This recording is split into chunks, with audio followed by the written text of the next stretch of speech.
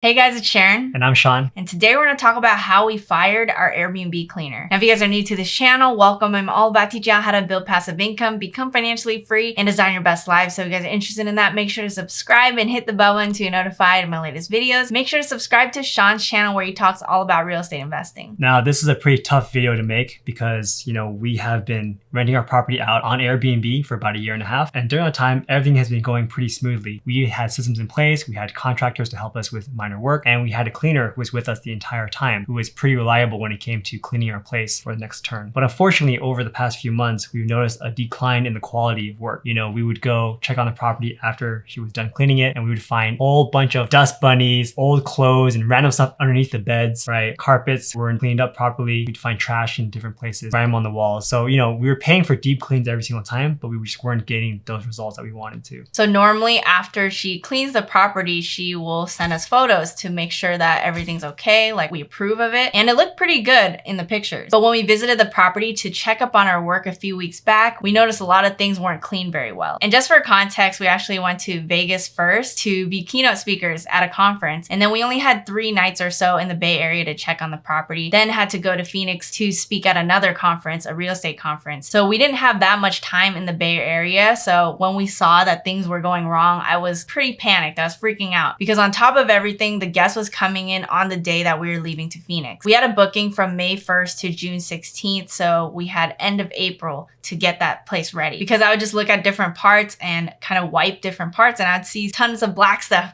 on my napkin, or checking the baseboards and then looking at the carpets and the rugs. And I was like, wait, this isn't even really vacuumed. So when we texted the cleaner, she even said, oh yeah, I didn't have a vacuum cleaner on me. And I was like, that's pretty unacceptable for someone to deep clean a property and not even vacuum the property. The first day, aside from cleaning, we also had to stock supplies because we were kind of running a little bit low, and we wanted to make sure we had enough for the next few months, because we have a midterm rental. It's not just a short-term rental, like people are booking for a month at a time. So we had to do that. We had to take out the trash, and we also had to throw out some things from the guests. We didn't really have that much time. We had an event that night, and we ended up spending a few hours like cleaning this property and making sure it was okay. Now with this turn though, we noticed that the cleaner might have been having difficulties financially, so we wanted to make sure she was okay. She was hoping to get half of the money first so that she could do a part 1 of the clean and then a part 2 of the clean, so she could get some upfront money because she was running low. She wanted to even Uber to the property at night in order to have the property clean so she could get some cash. And we decided, hey, let me just give you the money and then you can clean it when you are ready. Like, we didn't want her to waste money on the Uber ride. So we were aware that,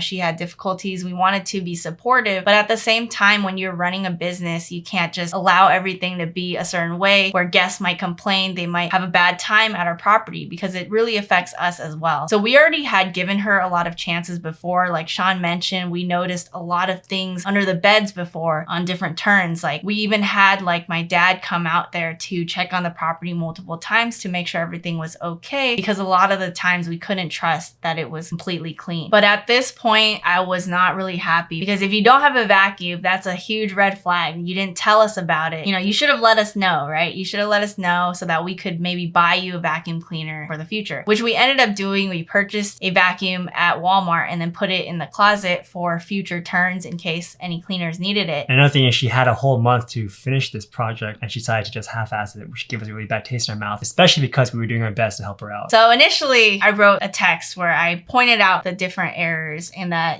if you need anything, we're here to help, let me know. But we said it pretty kindly. As things got more heated, I ended up sending a more strongly worded text where I was saying, to be honest, I'm not very happy about this. This is kind of unacceptable to not have a vacuum on site when you are cleaning properties. We order deep cleans, right? And I sent even more photos of what was going on. She replied to the first text, but then she didn't reply to the second text, which got me kind of worried, because I was like, hey, we need to get another cleaner, because I don't know if they're going to be there for the next turn. I was kind of worried if they're going to be unreliable now because I said those things. So I started worrying, is this something I should beat myself up about, or is it something we need to start moving on and looking for another cleaner? We ended up kind of getting into an argument there, because he was like, you kind of started this whole thing, you need to figure this whole thing out, right? Whereas to me, it was like, hey, we learned our lesson, we need to fire fast, we need to move on and look for more help. So I was kind of like, what, you're not going to support me on this? What's going on? So I decided to go look for the cleaner myself. I went on Turn Turno. So basically on Turno, you can put the details of your property, like how many bedrooms, bathrooms, square footage, and put up that listing, and then cleaners are gonna bid for your work. So once I put up the listing, a lot of cleaners started to engage. So we had multiple cleaner possibilities. Some of them were slow at responding though. So yeah, after talking to a couple of cleaners, she ended up finding someone that she really enjoyed talking to, and they were willing to meet at the property on the very same day. And when they were walking around, we met them. They're a very nice couple. They noticed a lot of issues with the cleaning. And actually it made us pretty embarrassed because, we already paid for this. And they're like, wow, I paid for a deep clean for this. There's dust all over the place. The mirrors have all kinds of stains and smudge marks on it. This is not really acceptable. And he was actually willing to clean it for us for free. He was doing it while we were talking to them. And we had spent hours after the paid cleaner to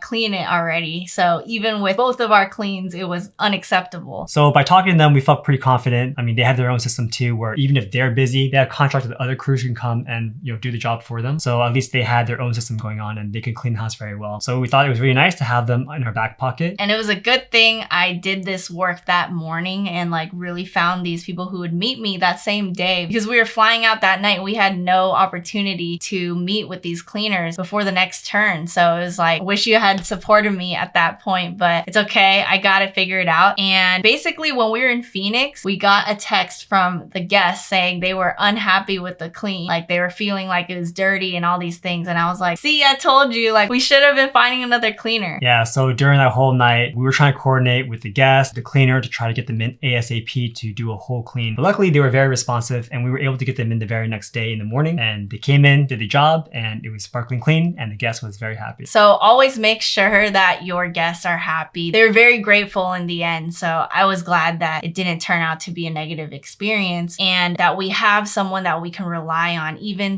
when there's short notice like this, they could just come in and help us. And I don't know if that would have been the case with the other cleaner. So I think lessons learned from this, again, fire fast, like we mentioned in the other video. You can give them second chances, but once you see that it's a recurring issue, you're gonna have to move on. And I think one of our flaws is when we need to train a new person and find someone new, we end up not wanting to do that work, but you need to do that work in order to build a reliable system. Especially like Sean mentioned, we're gonna be in Asia in the future. We wanna make sure that we have reliable systems set up so that we don't have to be on the location. And then in the future, we're going to be Airbnb-ing out our primary home in Dallas and Airbnb-ing out another home that's a few minutes away from us. So we need to make sure we have a good system in place for Texas while we're out there. So another tip is make sure you have a reliable cleaner and a handyman when you are building your system for Airbnb, because you want to make sure that you can be location independent and have something in place that you don't need to be there for. Yeah, big lesson learned is when Sharon tells me something, I should just do it.